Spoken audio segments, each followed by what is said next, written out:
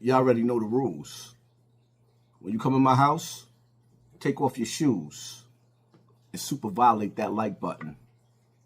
It don't cost nothing for you to hit that like button. Shall we begin? Shall we begin? But Okay. I want to explain something to your viewers and to whoever else watches this. Okay. Right. You got rats, you got informants, and you got confidential informants. These are three different things.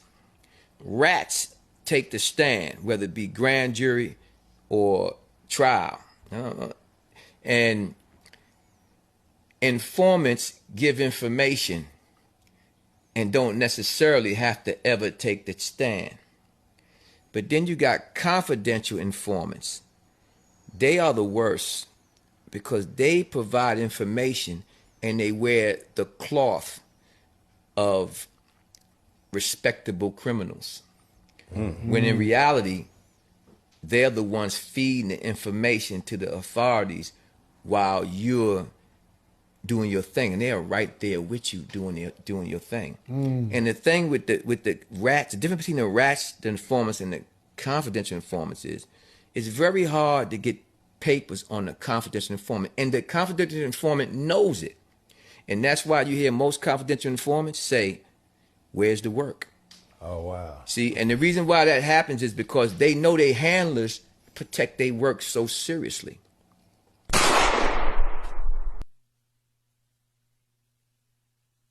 The names in the title, Supreme and Bimmy. These men are like 60 years old. I don't know their ages. They're older than me. They came out the house in 85. They was hustling, coming out of high school. So they got to be 60. And that street is still haunting them. That's still haunting them. They still coming to the internet trying to get free from prison, trying to clear their names. If this is not a clear reference on why to stay away from the streets, I don't know no other one. They 60 years old. They will never have peace. They will never have peace. There is no peace in that lifestyle. You got elders 60 years old still having internet arguments over rats and cops and robbers and bull when they supposed to be taking care of grandkids. When they supposed to be vacationing with family, having barbecues and having a good time. We are the sinners. They are paying for their sins. Bimmy said he sold drugs, he hustled, he did all this gang. He been on the internet talking about. Preem and them did it. They made movies. They did all this. We know them as gangsters, and they're paying for their sins. Up in their 60s, they still paying. That's what you see here. This is payment. Ain't no peace.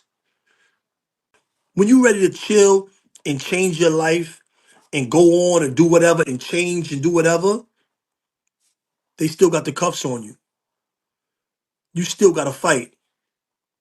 You still got to fight for your life into your 60s and 70s, bro. This is slavery. This is true slavery, right? What you see is slavery in the flesh. What you see is slavery without bars, without shackles. This is this mental enslavement. This is mental enslavement. That's what you see. They are slaves to a culture that they are no longer. Bimmy said he's no longer a part of the culture. He left the culture alone 35 years ago for whatever reason. I don't even care. He said he stopped doing that in one of his interviews. I've been watching. He said he stopped doing that 5 years ago. But now he still got to come to the internet, defend his name, go through all this. If you was never a part of this, if you was never a part of the culture, and you're seeing all this is a sign for you to stay out the way.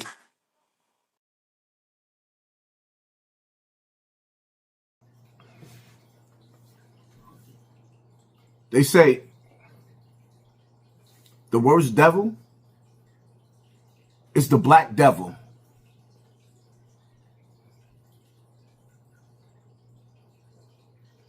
You know how many families, when I compare, when you use the word devils, right? When they say that the word, the worst devil is the black devil, like I really, really mean it. When I think of Kenneth Supreme McGriff and his nephew Prince, I think of King Leopold. The first, the second, and the third, because they was a family too. And King Leopold was over there in Africa, in the Congo. They was responsible for over 100 million deaths. Well, that leads me to the black devil now, which is Jay Prince and his nephew. I mean, not Jay Prince. Supreme and Prince. Right?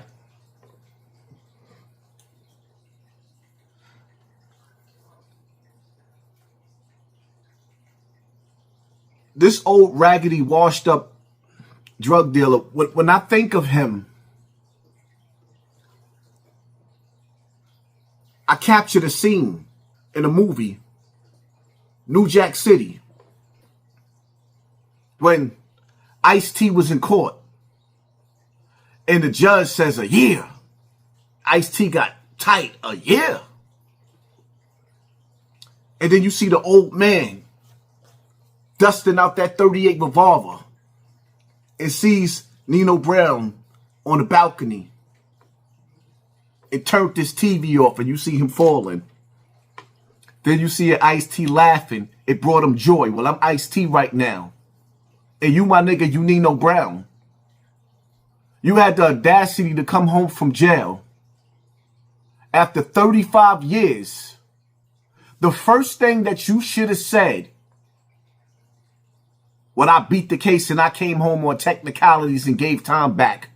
You gave time back off of technicalities, reversals, or whatever the case may be. You should have never been let out. But somehow, some way, the court system, or maybe even God Almighty, opened up that door for you. And you you got nerve enough to be doing a campaign and breaking down to the people on who's a rat and how they ratted or how they contradict you. Nigga, the best thing that ever happened to the black community is when Bimmy told on you. The best thing that ever happened if Bimmy allegedly told on you. If he told on you, that's the best thing that ever happened to our people. Because they had 35 years without you and your uncle supplying poison to our community. Did it ever cross your mind anytime to come home and apologize? To the families like me, mine. Which I thought I was joking. My father was on that same supply that y'all was supplying, my nigga. Did y'all ever think to come home and apologize? No, instead of coming home and say, yo, I'm sorry, we broke up your happy home. To supplying the streets with drugs. Y'all drugs destroyed my father. And now you're trying to destroy me with a lawsuit? In order to sell your documentary?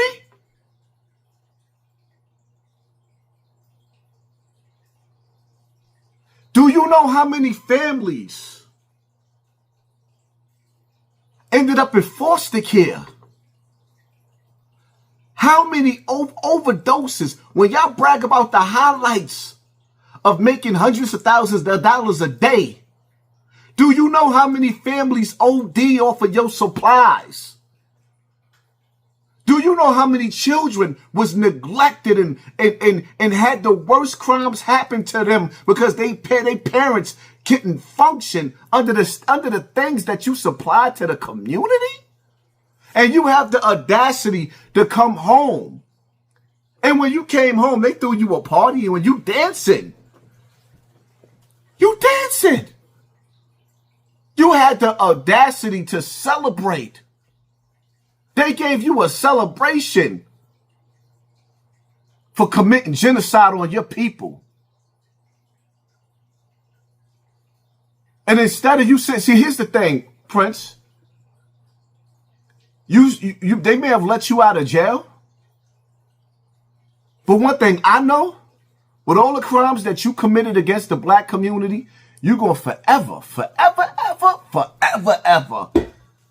have to look over your shoulders. You can never feel comfortable walking the streets. Because you never know when that car going to roll up on you, dressed in black with that black mask, with the black gloves. You never know when you going to get that knock at your door because you did so much dirt and so much harm to the black community. Everybody ain't happy you home, my nigga. Everybody's not celebrating you coming home. You did a lot of damage out here. You destroyed a lot of families, my nigga.